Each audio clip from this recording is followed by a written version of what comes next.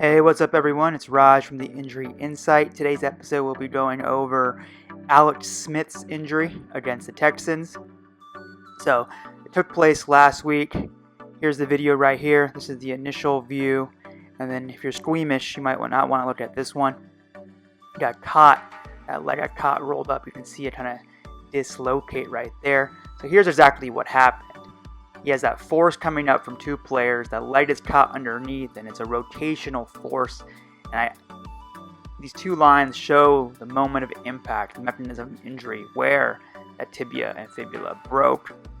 So we know afterwards that he has what is known as a spiral fracture, which is kind of a circular fracture going up and down the bones, and also a compound fracture, or an open fracture, as it's known in the medical world, where the bone is actually sticking out outside the leg. So the first thing that really brings to mind in terms of danger is possible infection. And then secondly, that area of the leg is full of nerves and arteries, so you want to check to see if those are impacted. So this right here is that lower leg, the tibia and the fibula, and then also the foot as well. So I'm just giving y'all a nice little 360 tour here of that area. And the lower leg, it's rich in anatomy. Specifically, it's rich in nerves. As I'm showing you right here, you can see there's a lot of nerves running through that area. So you can have sensory changes. You have to check for motor or functional changes as well to see if any nerves were impacted.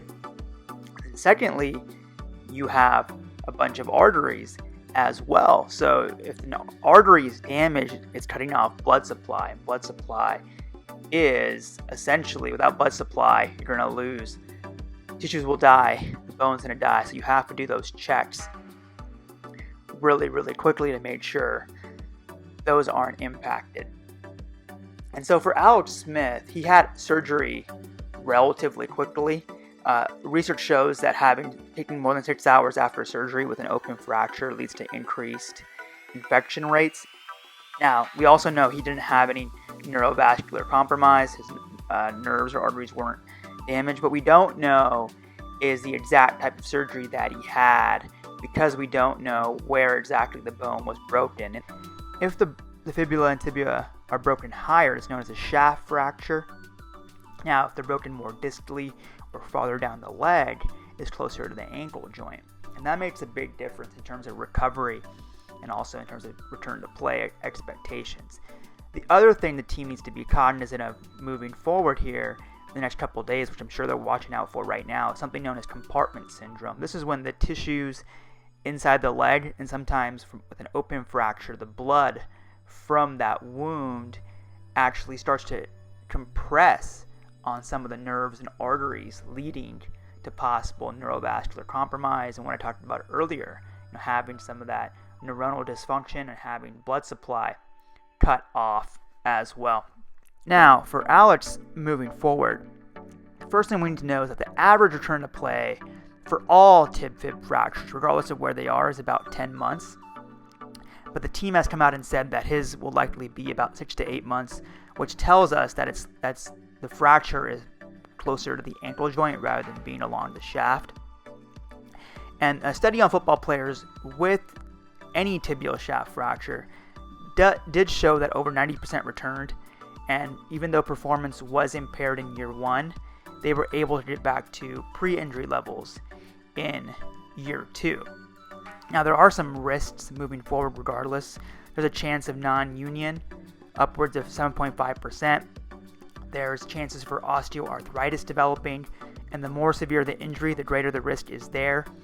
There's some chances for persistent long-term pain and swelling. That's especially true the higher up the fracture is. There's potential for decreased ankle range of motion as well. And also, there's the chance for muscle atrophy, specifically in the calf area, which has been shown in some athletes for years after the injury. However, there is no study. We don't know if that calf atrophy is actually affecting function or not. Now, all in all things considered, Alex is pretty fortunate the fracture seems to be farther along down the ankle, which bodes much better for his return to play timeline and much better outcomes than if he had it higher up along the middle of the bone. He should be back for next season based on the timeline given, unless he has some setback. So, looked bad, but could have been a lot worse. Alright, so that does it for today's episode. As always, you can find me on Twitter at 3cbperformance.com. Check out the site, Injury Insight, for more articles. And if you're interested in the clinical side, check out my clinical website, 3cbperformance.com.